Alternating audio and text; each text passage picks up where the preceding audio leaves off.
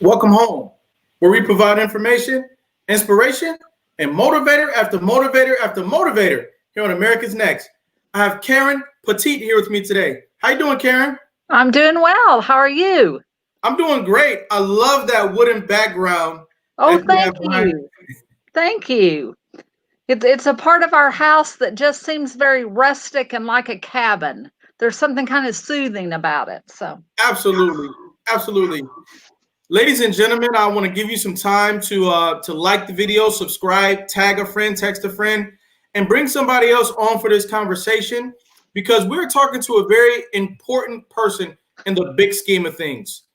Sometimes we think about who is impacting our communities and who is impacting our world, and sometimes they're right next to you on Facebook and you would never know unless you started a conversation.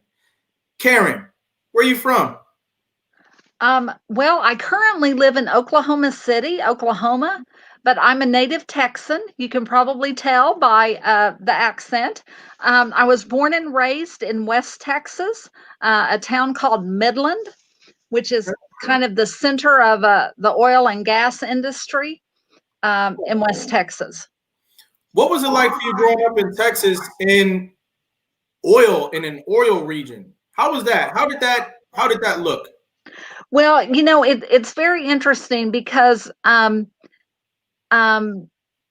regions of the country that are really dependent on oil and gas, it seems that it's boom or bust. There's never any kind of middle ground. So there were times growing up where, it was a very depressed economy. And then there were times when it was boom times and there was a Rolls Royce dealer in the town that I grew up in. So it really varied, but it was almost like from one extreme to the other. Mm-hmm. So you kind of got a good balance of perspective. You got to see the triumph, but you also got to see the quasi depression that can take place in a town, USA. That's correct. That is correct. Mm-hmm. Okay. Now, did you see how that played out in the perspectives of your family members? For instance, did you have uncles who at one time had a job but then became jobless? No, that never really impacted my family that much.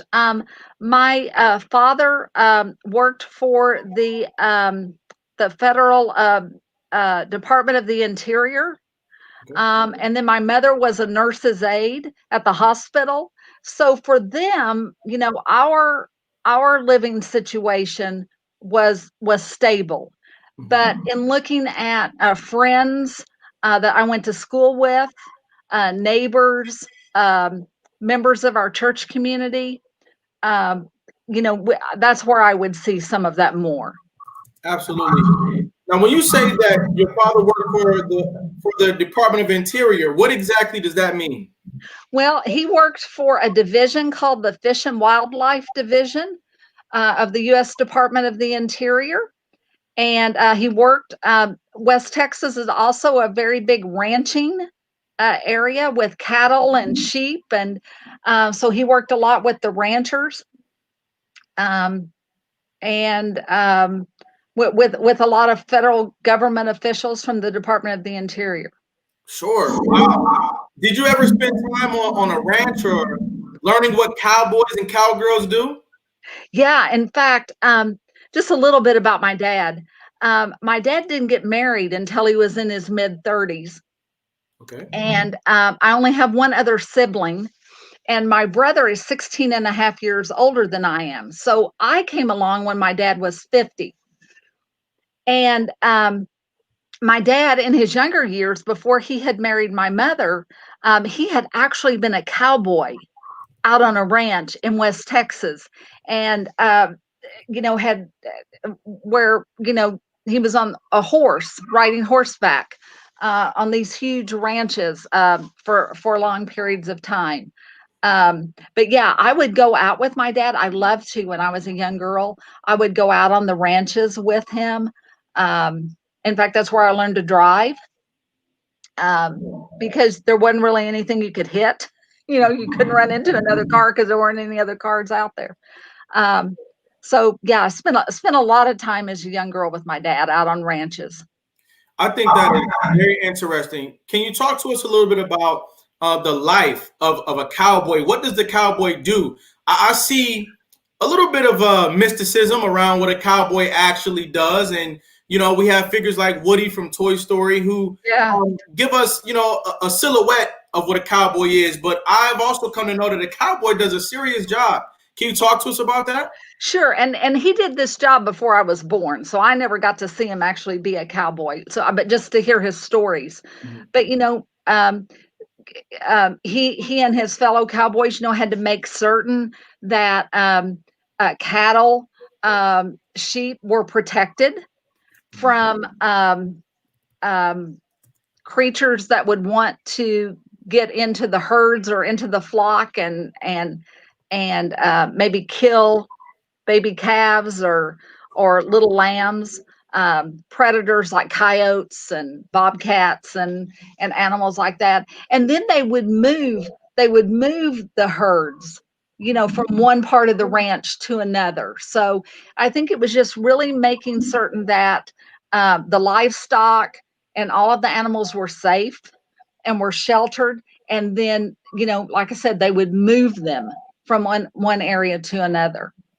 Did you also learn how to work with horses or other types of cattle? I didn't. We lived in town whenever I was growing up, so we didn't have livestock or horses, or we didn't live on the ranch. I grew up in town. Gotcha, gotcha. All right. So, what were some of the traditions that you participated in your family growing up? Um, well, we were a very religious family, so church activities were very, very important. Going to church, um, different church activities, luncheons, dinners. Those were a lot of traditions. We had family that was nearby, so obviously visiting with my grandmother, who lived out on the farm. Um, and going and seeing her and having Christmas and different celebrations with her, what was a big part of my growing up. What was Christmas like in Texas with, I'm assuming, no snow? You can correct me There if. was no snow. Where I lived in West Texas, if we saw snowflakes, we knew we weren't going to school. Everything was going to shut down. Wow. Um, and then when I got married and moved to Illinois and lived in central Illinois for 21 years, and I realized, oh, you know, there's 2 feet of snow, but I have to keep going to work. Right. But yeah, in I mean, I can remember Christmas days where it was nice and warm and you could go out and, if you got a bike for Christmas or whatever, you'd be out riding it without a coat on. You might have a sweatshirt or a sweater on. And um, Okay. Texas. They say everything's bigger in Texas, and Texas for you was different than what a lot of other people experience in the country. yeah, I mean, I'm very proud to be a native Texan. That's one thing about Texans. Even though I don't live in Texas now, Texans are very proud of being from Texas. So, That's right. That's right. All right. So what did school look like for you? What did your elementary school look like? What happened there? Was it what type of school was it? I was went to public school, um, and I was very sick as a young child. I had a lot of allergies, and I had asthma. And back when I was a child, they didn't have all of the preventative medication that they have now to prevent asthma attacks. So when I started school, I remember the first year I was in school, I missed as much school as I attended. Oh, Um, So I think because of that, and I mentioned earlier that I have one sibling who's 16 and a half years older than I am, and he went to college when I was 2. So I was basically an only child at home. Um, man, I missed being around kids.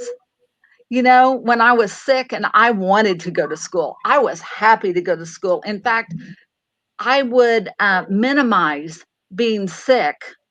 I mean, I know I would be really sick sometimes, and I would tell my mother, "No, I'm fine," because I knew she'd want to keep me home, and I wanted to go to school, um, because I liked the socialization of being around other kids my age, and then I like to learn.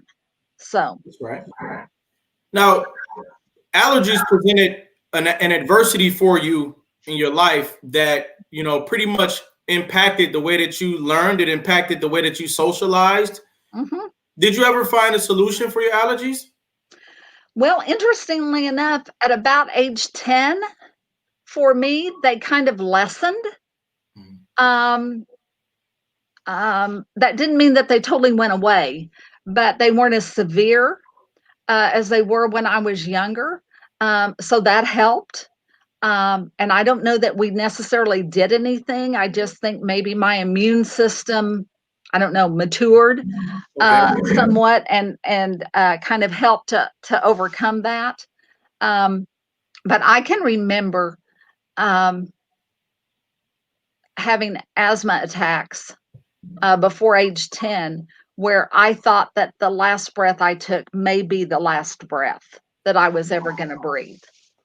So when Wow. I hear stories nowadays about individuals with COVID, and some of the severe effects of COVID, it brings me back to that very, when I was about 5, 6, 7 years of age, and having certain times when it was just a struggle to breathe.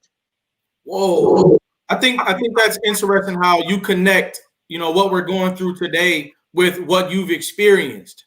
Mhm. When we talk about the concept of breath, this era right here is one where we revisit the importance of breath, Mhm. breathing, and being healthy. What are your thoughts about health and wellness in our society today? Um, I think there's a lot more that we could do to be healthy and well. Um, I think we here in the United States, um, I mean, obesity is a huge issue. And then, along with that, things like diabetes, um, high blood pressure, things that kind of go along with maybe an unhealthy lifestyle. Mhm. Um, but yeah, I think health and wellness are very, very important.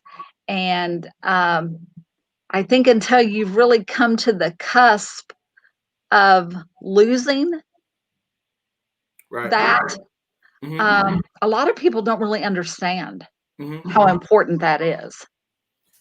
In your own way, your childhood experiences prepared you to identify with what the world was going through.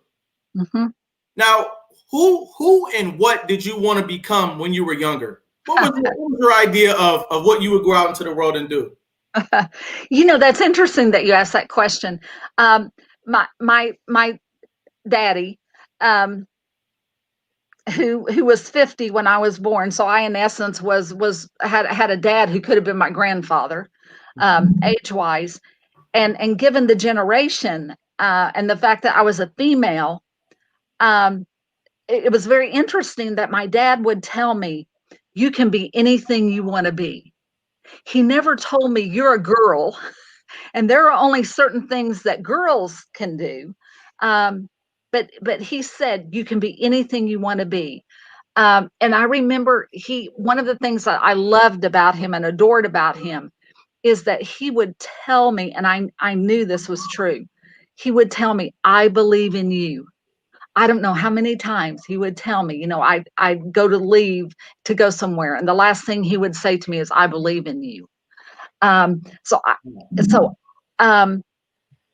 my dad loved current affairs. He liked history. He liked politics. And I think that that really made an impact on me because whenever I went to college, my major in college was political science. I didn't necessarily know at that time what I wanted to do with it. I didn't know if I wanted to go to law school. I didn't know. Um, but I just always loved current events, the law, history, politics, all of those kind of issues. I think it's inspirational the way that you paid attention to your father. In fact, that looks like a picture of your father right behind you Yeah, there. it's right here, right here. Got a picture of my daddy. Wow. Hmm. A lot of the time in parting, we say, I love you. To say in parting, I believe in you is something that almost resonates in a different area. Hmm. It's almost like a endless hand on your shoulder, reassuring you that you got this Yeah, when nobody else thinks that you got it because you're a girl or because of what society says you can do. The last word that you heard from him being "I believe in you," I think is interesting. It's an idea of what we can begin to say to each other a little bit more. yeah, yeah. I mean, he he believed that I had the ability to go out and do whatever needed to be done, and I knew he had my back. Right. I'm going to start saying that a little bit more. I believe in you. I think that's Yeah, an excellent thing to say to somebody else. yeah. And like I said, it made a difference in my life. Without a doubt. And then you took his conversations, you took his perspective, and you incorporated it into your goals and your desires for your own life. Hmm. And Hmm. that is a reminder to me of the power of parents. Yes. Parents Yes. have the ability to speak into the lives of their children. The things that you say to your child are going to impact who they believe that they can be. Yeah. And so I Yeah. think that that's And very powerful. and um, I watched what he did, Right. and I watched the fact that he had an interest um, in in in political kind of things. I remember being a young child and going into the voting booth with him when Wow. he went to vote. So it was seeing those kind of lessons, being with him when he watched the news or when he read the newspaper. Um, he was just very very interested in how the world worked, and being involved in that process. What would you say to a young lady right now who is in the foster care system? She might not be in the foster care system, but she's still living a challenging life. Who's never had a father tell her, "I believe in you," and that I'm interested in politics, and you can too. What would you say to a young lady like that? Well, I would say that, even if you've never had a father, there's someone, and and and maybe, I mean, that's one of the things I've tried to be to certain young people, but that find someone that can can be a mentor, a role model, a positive role model, um, and just kind of watch and observe what they do. Because I just think that's what happened. Is like over the years, I just kind of watched and observed and listened, um, um, and it became ingrained That's right. within me. That's right. Now, Mhm. what did you begin to expand into as you got into high school?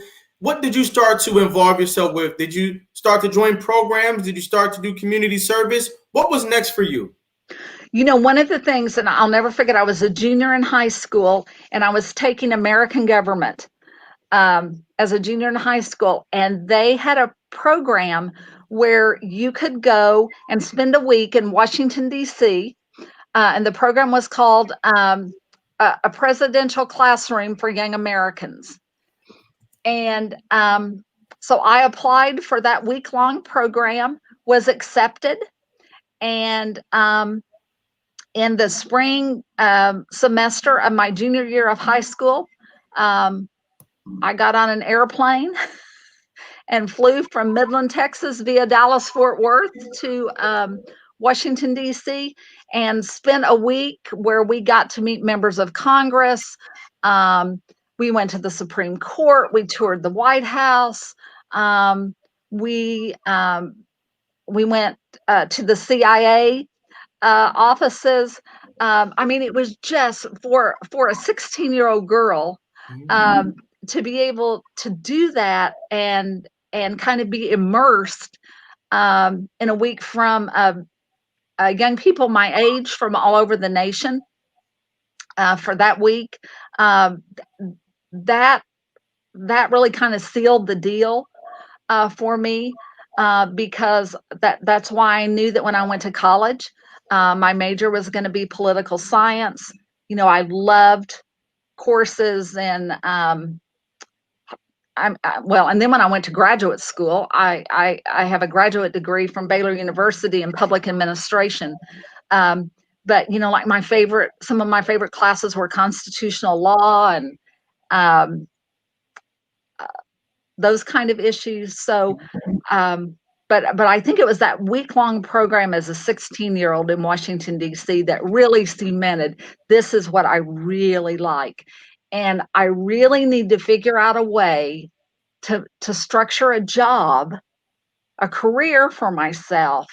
And I didn't know what it was going to be, but that somehow involves public policy, making a difference, advocacy on a national level. And that kind of all started as a 16-year-old.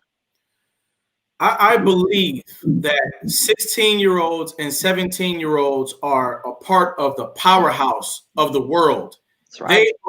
They are the people who are just like you, getting on airplanes or buses or even walking or now getting online and joining communities that are really going to forge the future. Mm-hmm. And so I have a sweet spot for 16 and 17-year-olds out there. And I want to say to the publics out there that there are many, many rooms where the leader can ask, is anybody here from Midland, Texas? And often the answer is going to be no. And I think that we can use that as a reminder that no matter where you are in America, take it upon yourself to find a program for a young person in your life.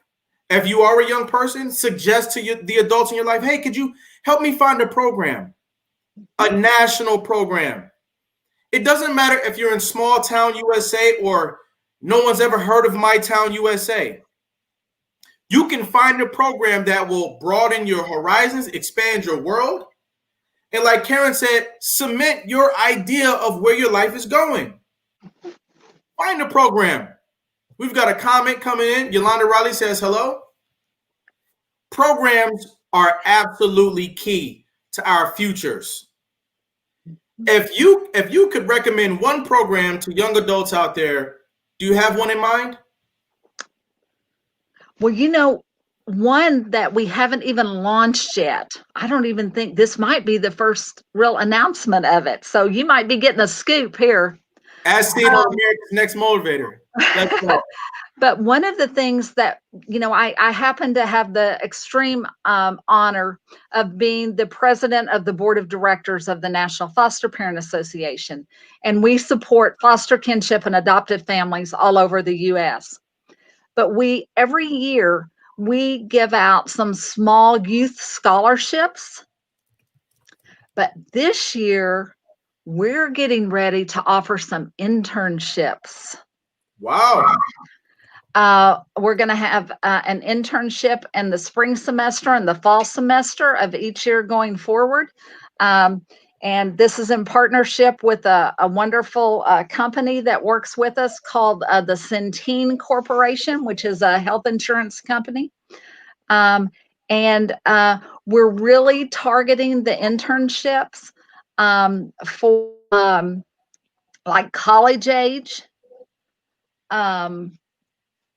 youth, and particularly we're targeting youth that have been in the foster care system for this internship. And not only that, but we're targeting, we really want to have our interns be persons of color, because one of the things that we know is that the disproportionality of children that are in the foster care system are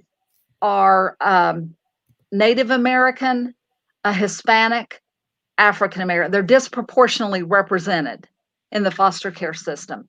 And what, Karen, I have to interject right here, because I find big value in the fact that you've come around in life to provide the type of opportunity for others that was provided for you.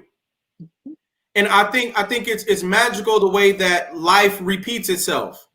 The very same, not the very same, but the very same type of experience that you had, which opened your world, you are now getting ready to offer to other young adults in that 16 to 20-year-old range. And I find that to be just magical. And young people out there who are of college age, find out about this nonprofit. Now, what's the name of the nonprofit again? It's the National Foster Parent Association, and the web address is nfpaonline.org. And we don't have anything up yet on the website because this is just so brand new that we haven't even made the official announcement yet. But that is something that is coming, because we want to do more than just give a small little scholarship. Right. We wanted to actually offer an internship. That is leadership. That is leadership for you to say, we don't just want to offer you a $1,000 or $2,000 scholarship. We want to give you an opportunity to learn how, organizations work, learn a great basis of professionalism, and learn how to really grow out here in the space that is child welfare and human services. I think that's absolutely huge. Now, where did you go to college for undergrad?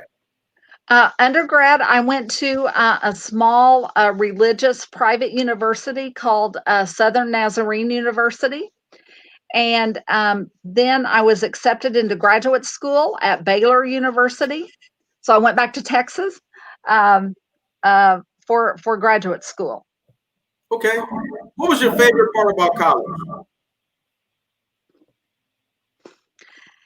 I was such a nerd.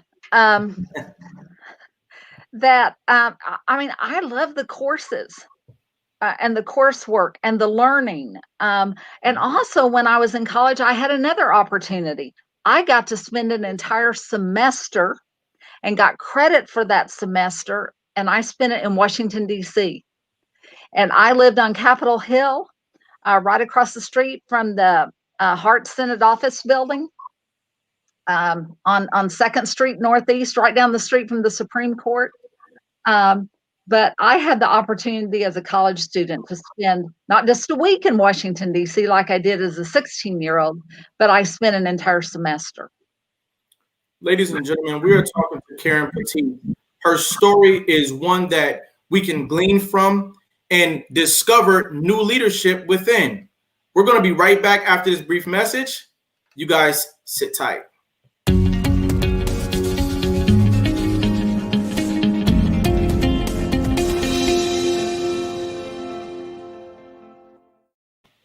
America's Next Motivator, Monday, Wednesday, and Friday at 5 p.m. Eastern, Tuesday and Thursday at 10 a.m. Eastern. America's Next Motivator, hosted by me, Cedric Riley, and sponsored by the Pride Empowerment Network.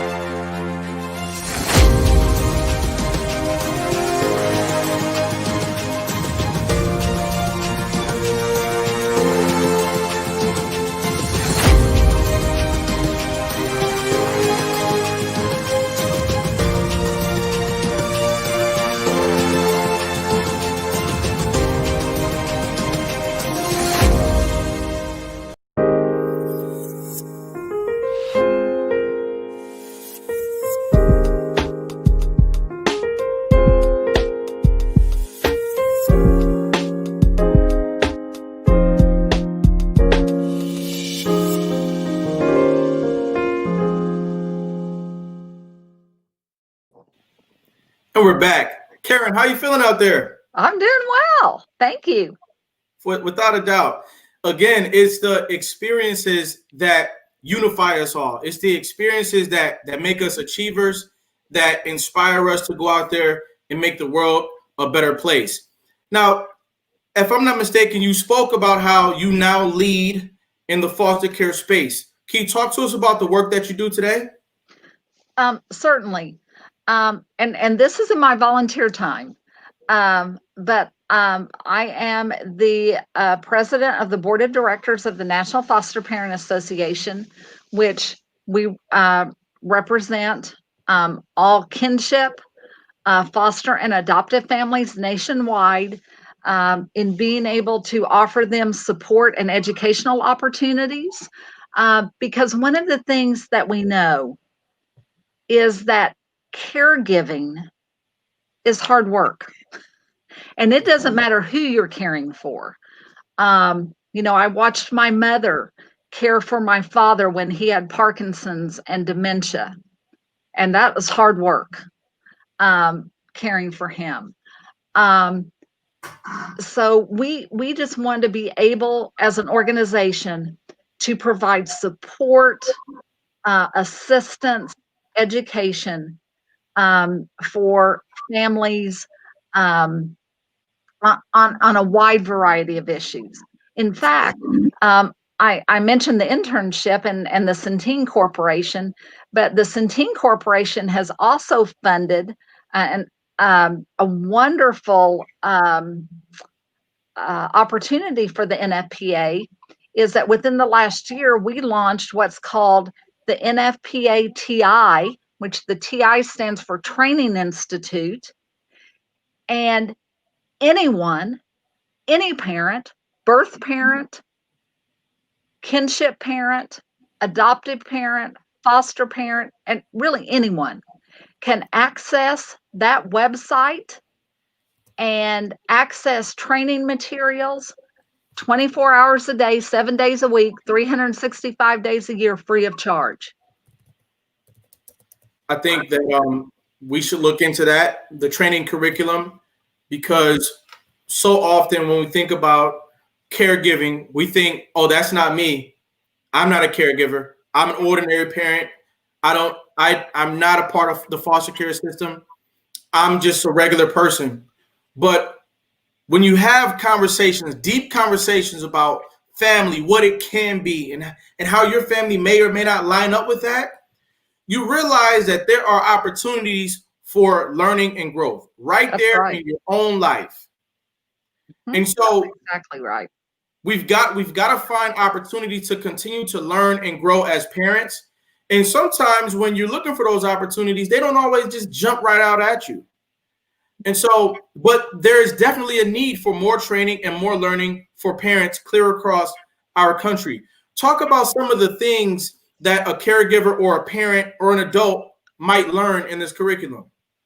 Well, we might have this year because of COVID, it has posed huge issues on families because we've moved for our children, many children, to online education rather than going to school in person. And so, we may have a course on there about, uh, how to handle that as a parent, because that poses a lot of stress on parents when their children are at home and doing their online work. I think it poses a lot of issues for families who maybe don't have all of the technology needs that they need. We know there are parts of the nation, I know here in my state of Oklahoma, we have parts of the state that don't even have broadband service. So how does someone go and learn online when either they don't have a computer to do it or they don't even have access That's right. to the internet? So we may have classes on that, classes on a course on how to cope with all of the issues that COVID-19 has presented and the challenges that it's presented for foster kinship and adoptive families. But then we have other courses like I did a short little like 15-minute. We have some of them that are just like 15-minute little rescue courses. My husband and I, we had the fortune when we were living in Illinois that we were foster parents to two little biological sisters who on Christmas Eve of 2001, we adopted them. And our daughters are on the fetal alcohol spectrum. And so I did a short little piece on parenting children that are on the fetal alcohol spectrum.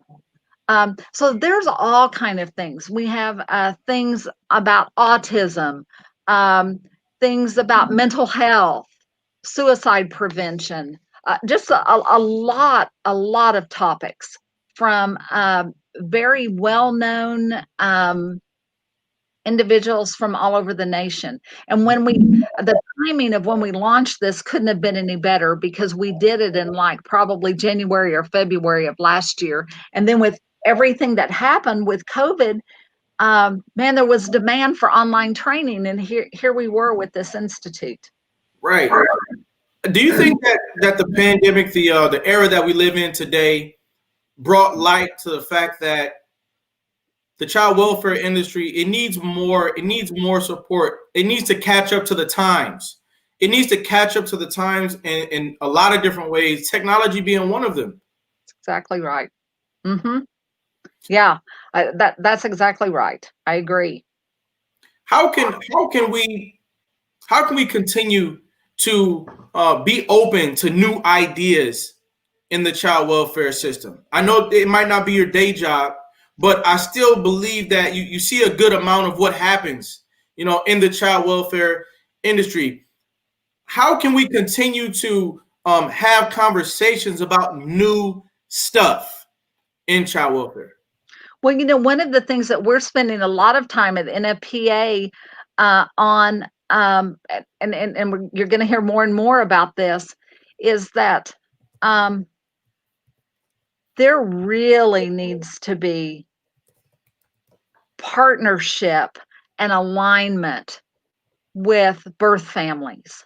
And there needs to be more support given to birth families to prevent children from ever coming into the foster care system. And that's something that we're very, very supportive of, is how does the system work to prevent the trauma of removal from the birth family from ever occurring? And then if it does have to occur, how can kinship and foster families align themselves and co-parent with birth family to assist in that goal of reunification? Wow. You all are talking about changing the modality of foster care altogether. I think that's big. That's going to have a huge impact on people's lives, people's futures, and quite frankly, people's feelings. To intervene, not just to say, hey, I'm here to take your kids, but to intervene to say, is there a way I can help you? Is there something that possibly I could offer for you to learn, or a strategy or a resource that you can use to keep your family together? That's why we felt so strongly that our new institute, NFPATI, that we wanted to make that available to everyone and really encourage child welfare entities across the nation to direct birth families to that website for the training and support, because it's free. It's there for them. Why would we just restrict that kind of education just for foster kinship and adoptive families? When you talk about changing the way that foster care happens, I think that we need to continue to fan that flame because I also see that when we make a positive change in the child welfare space, we make a positive change in the world. Mm-hmm. There are a lot of areas of our society, whether you look in the homeless shelters or you look in the prisons, the jails, the juvenile detention centers, the residential treatment centers, you'll find a lot of people who are impacted by foster care. And if we can change the way that we do foster care, then we change every other way that the face of America looks. It's exactly right. It's exactly right. And we at the NFPA, we have some wonderful organizations that are partners with us. I've mentioned Centene previously, but also United Healthcare, Anthem, our other big insurance company partners with us. And they're recognizing that too, that when they provide insurance coverage for children who are in the foster care system, it's in the best interest of everyone involved in that they as a company be supportive of the caregivers as well as of the birth family that we're trying to reunify. So I think we've been able to even bring a lot of national partners on board that are for-profit entities into this space as well. You all are pioneering a new day in America. When you talk about changing the way that you approach foster care, and I want to commend you all for that. Thank you. How many clients or families or youth would you say that the National Foster Parents Association impacts? I really don't even know right offhand. We have fairly good numbers in the U.S. of the number of children that are in foster care, and it's around 400,000 Yep. Nationally. But what the Children's Bureau at the federal level never has been able to capture very well are the number of foster or kinship families that are across the nation. So, and then we know there are adoptive families out there because there are many families who made a lifetime commitment Right. to the children that had joined their family in foster care. So, I mean, I'm just going to go out there and say it's hundreds of thousands. Wow. You all are embarking on really creating a whole new industry. Do you see that?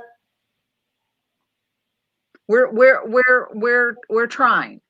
So what I mean by that is once you start doing something different, then you subconsciously invite somebody else to do something different. And the next thing you know, everybody is doing that something different. And so you have a whole new market of people who are serving others, aside from the people who might still be doing it the old-fashioned way or the conventional way. And so I wouldn't be surprised if 10 or 15 years from now, foster care is not just one leg. Foster care might be two legs because of the work that you all are doing today. So it certainly might be. yeah. Now, when you look at what's next for youth in the foster care system, and you look at what's going on, what do you think we need? What do you think is the number one thing that we need to incorporate in our toolbox when it comes to understanding kinship care, being a foster kid, being a foster parent?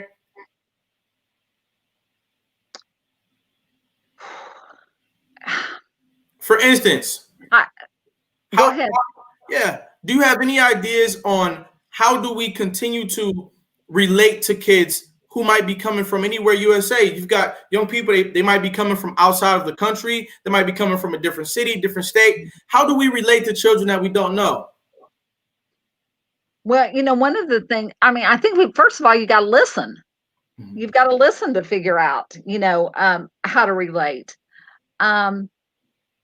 But I think you've got to listen, and then we've got to figure out how to be supportive.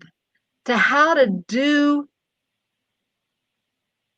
implement kind of what my dad did with me, how to let children and young adults know we believe in you.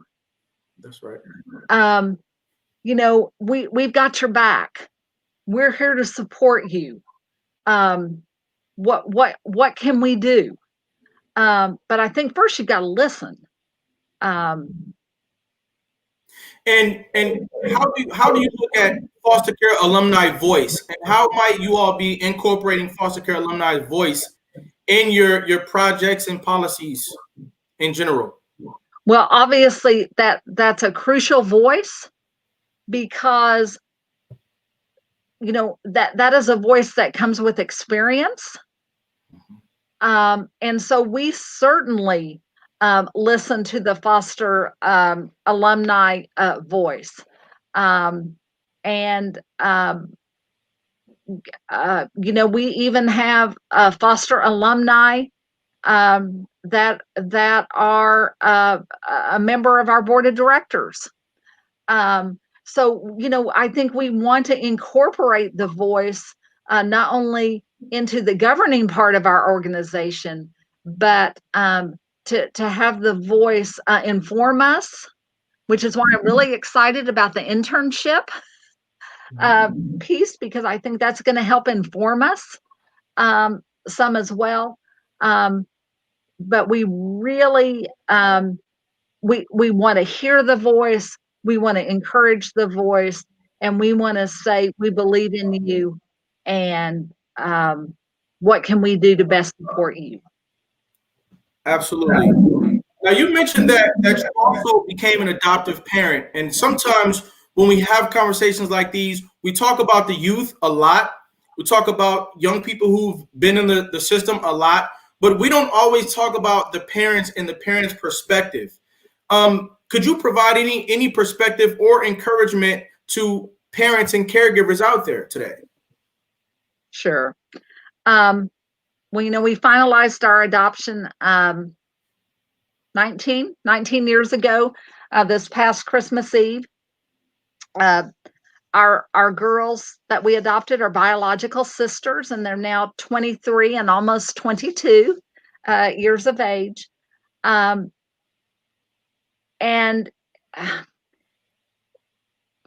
one of the things I have found over the past 2 decades is that you really have to have a good support network.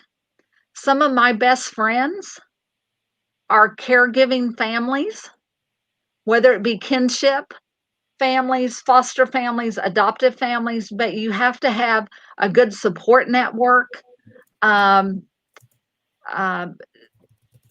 Just to go and get ideas from and talk about things, because caregiving, and I said this earlier, any type of caregiving, whether you're caring for a parent with dementia, whether you're caring with an adult child with an intellectual and developmental disability, whether you're caring for your grandchild, no matter who it is you're caring for, caregiving is tough work. It is tough work. And you have to remember too, as a caregiver, you have to take care of yourself as a caregiver, because if you don't take care of yourself, then you can't take care of the one that you're trying to provide this care for. It's kind of like when they talk on the airplane about, if the oxygen mask comes down and there's someone else with you, what are you to do? You're to put it on yourself first, which really seems contrary to the way most of us think. We think, oh no, I'll put on my child first. But no, if you can't take care of you, you're no good to the other person. And I really think that that's what we have to remember as caregivers, is that it's tough work, but we have to care for ourselves as well. I think that is the hugest comments that can be made in a conversation like this, that everybody has to be taken care of. The caregivers have to be taken care of, the parents, the children, the workers, the case managers, the heads of agencies, everybody has to be taken care of because we're all making a sacrifice to be positive impacts on the lives of one another. That's right. And so I definitely want to take this moment to say thank you to all of the caregivers out there. Thank you to the foster parents. Thank you to the adoptive parents. Thank you to the nonprofit organizations like the National Foster Parent Association, which pushes the effort and pushes the line of, of basic success. You know, the National Foster Parent Association says we need to provide training. We need to keep up with the times. We need to listen. We need to be supportive. We need to take care of the foster parents. And so without organizations like NFPA, foster parents have one less tool in their tool belt. And we all know that caregivers need tools. Ani Keen put a comment in the building. She says, we have a responsibility to model self-care to our children and other family members. That's exactly right. I agree with that as well. Now, for a foster parent who might be thinking, what does it mean for me to take care of myself when I'm constantly being pulled in 5 different directions? Do you have any idea of what a parent could do to take care of themselves? What does it really mean? Well, and I think for everyone it's different. But first of all, don't be afraid to ask for help. There are some people who think that someone's going to think less of them if they ask for help. But, ask for help. If you need respite care, get respite care. I know my husband and I, there is a church that provided 4 hours of respite care one Saturday a month. Oh my God. We protected those 4 hours on that one Saturday a month. I mean, that was wonderful. Just to have 4 hours that my husband and I could be alone and do whatever we wanted to do for those 4 hours once a month. So, sometimes it's something as small as locking yourself in the bathroom and taking a bath. Just and so for every person it's going to be different. But but people really don't need to be ashamed to say, hey man, I need a break. I need someone to come help me, or what should I do? Because any caregiver faces that. Right. Everybody, we've got to help each other. We've got to help each other deal with the fatigue, the stress that comes along with it. And you also mentioned kinship care several times. I want to remind our families out there who might not know much about foster care that kinship is taking care of a family member's children. And so there might come a time, general public, where you might have to step in and take care of one of your family members' children. I think that we've all got to be alternate heroes for the children in our families. Be encouraged today to make another step toward becoming an alternate hero for children in your life. Your children, your nieces, your nephews, your little cousins, they're all of our business. That's right. Everybody has to pitch in and ensure the wellness and the well-being of the children and our families and the children and our communities. And that's my major takeaway today is be concerned about the children. Be concerned about the children. Now, as we round third base here, I've got a few questions for you, Karen. The first, what is survival to you?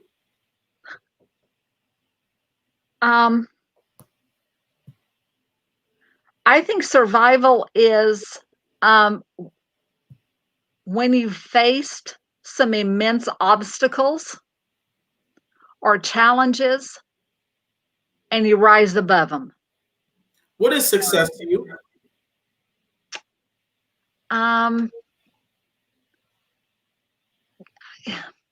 I think for me, success is doing something well and having it flourish. What is greatness to you? I think I think greatness is a journey. Okay. I don't think greatness is a destination. I think it's a journey. Greatness kind of reminds me of like continuous quality improvement, that you're always working towards something um, uh, greater and better. So I really think that it's a journey and not a destination. Absolutely. Karen, I want to say thank you for coming here and being transparent, sharing your story, sharing your perspectives. I think that it takes a lot of courage to do that. I want to let you know that we are giving you respect today while you can still receive it, and we're giving you your crown today while you can still receive it as well. Ladies and gentlemen, put your crowns into the building. We are letting you know, Karen, letting the world know that you, Karen Poteet, are America's next motivator. Thank you. You're quite welcome. Thanks for stopping by today, all right? Okay. Thank you. Nice to be here. Absolutely. Bye-bye. Bye-bye. Ladies and gentlemen, there you have it. Each and every episode of America's Next Motivator is going to have something here for you. All you've got to do is stop by and pick it up.